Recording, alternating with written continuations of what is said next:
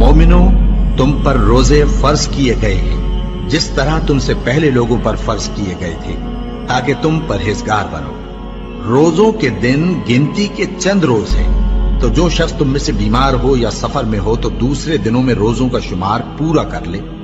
और जो लोग रोजा रखने की ताकत रखें लेकिन रखें नहीं, वो रोजे के बदले मोहताज को खाना खिला दें। और जो कोई अपनी मर्जी से ज्यादा नेकी करे तो उसके हक में ज्यादा अच्छा है।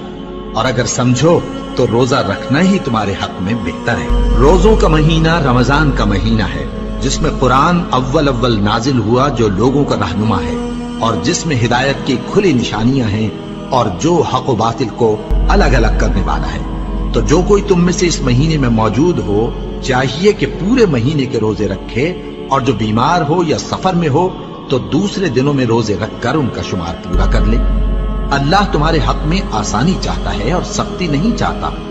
और ये आसानी का हुक्म इसलिए दिया गया है कि तुम रोजों का शुमार पूरा कर लो, और इस एहसान के बदले कि अल्लाह ने तुमको हिदायत बख्शी है, तुम उसको बुजुर्गी से याद करो और उसका शुक्र करो। और ऐ पैगंबर, जब तुमसे मेरे बंदे मेरे बारे में दरियाफ्त करें तो उन्हें मालूम हो कि मैं तो तुम्हारे पास ही हूं।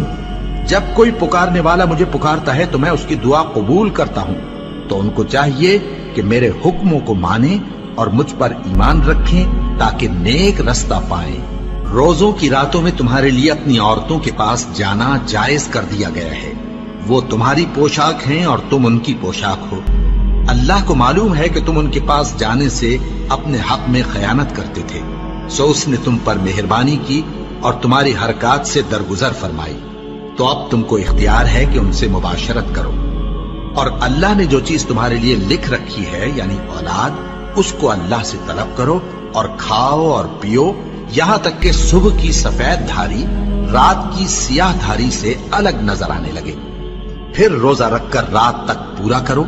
और जब तुम मस्जिदों में एतकाफ बैठते हो तो उनसे मुबाशरत न करो। ये अल्लाह की हदें हैं, इनके पास न जाना। इसी तरह अल्लाह अपनी आयतें लोगों के समझाने के लिए खोल खोल कर बयान फरमाता है, ताकि वो परहेजगार बने।